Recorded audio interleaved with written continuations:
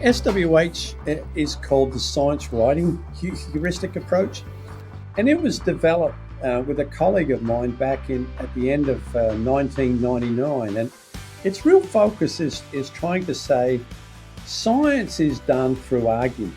Science as a discipline moves forward through argument. And we really think that's about a question that everybody wants to inquire about. You gather data, you turn data into evidence, and you make a claim. We want kids to be able to pose questions about something. And we always gather data, but the really difficult part is shifting from data into evidence, because data does not equal evidence. You've got to think through what data you want to use, how you want to use it, and you link those bits of evidence together to generate a claim. It's an approach that builds in this understanding that kids generate learning for themselves. We don't give them stuff, they generate it, and that we have to negotiate with them. The goal of our program is to help teachers move beyond the role of routine expert who just merely focus on the mastery of knowledge and practice.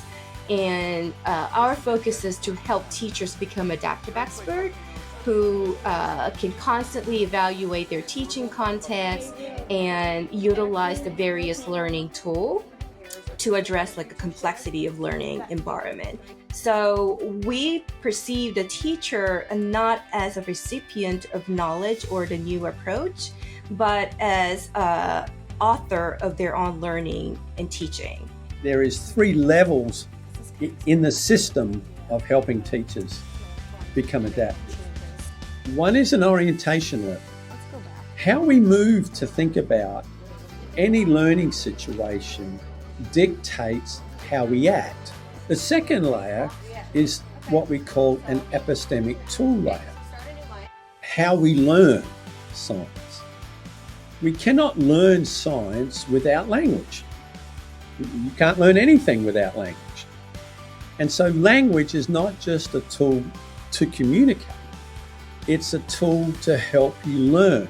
Then the third layer is the instructional practice layer, which is really how I put those things in place. It's a way in which we can help teachers be challenged and negotiate their way through building their own system or systems. We've got 3, each of those is a system, to have an overall system that helps them implement generative learning approaches. When I think about what motivates teachers to use this approach in their classrooms, I think primarily teachers haven't received a lot of professional development when it comes to science, especially elementary teachers. So they're just at a loss of what to do. The difference between SWH and other approaches and why it works is that it really gets at, during the professional development, why we're doing what we're doing in the classroom.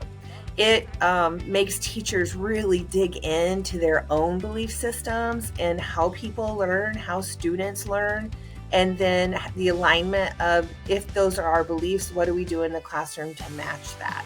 We used SWH in every subject because my students latched onto it. And really the best part about SWH is seeing your students take control of the learning. Once they understood that the idea was like, we're negotiating and arguing and what that means. Like, we're not just arguing to be mean to somebody. We're not arguing Taylor's idea. We're not saying Taylor's name. We're not arguing with her. What we're arguing with is the idea and how does that fit. The classroom dynamics really had a complete shift. So I kind of touched on it. Like, it went from me teaching everything to students kind of leading it. But what you also saw in that is that it changed my classroom management style. Students were really just handling themselves, and once they're actually busy and actually engaged, you see those behaviors kind of go down. I felt prideful in the work we did with SWH and what my students were able to accomplish with that, and knowing that they also now had a sense of pride because they're like, oh yeah, I can do that and we don't need you. Young kids, when they're in a classroom, they typically see the teacher as all-knowing, and so when the teacher says something or provides a fact or that sort of thing, they don't question it.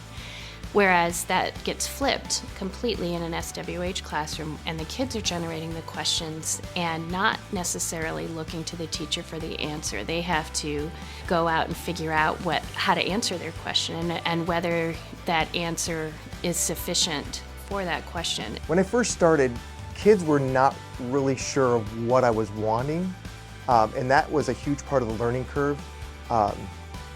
So they would just be much more reserved and just want to wait for me to tell them what to do or what they should be thinking, which has been common practice for a lot of years. But eventually, once I convinced them that they needed to trust their own thinking and trust that it wasn't about just the vocabulary word, it was about how they use their own explanation in understanding science and then communicating that. And I love the word negotiating because kids like to argue, and to convince them that they're negotiating and giving them some real examples of how that happened was really kind of the hook for them. This gives teachers hope. This gives professional developers hope. This gives, everybody hope that science education can really someday be a really cool thing if approaches like the science writing heuristic are implemented.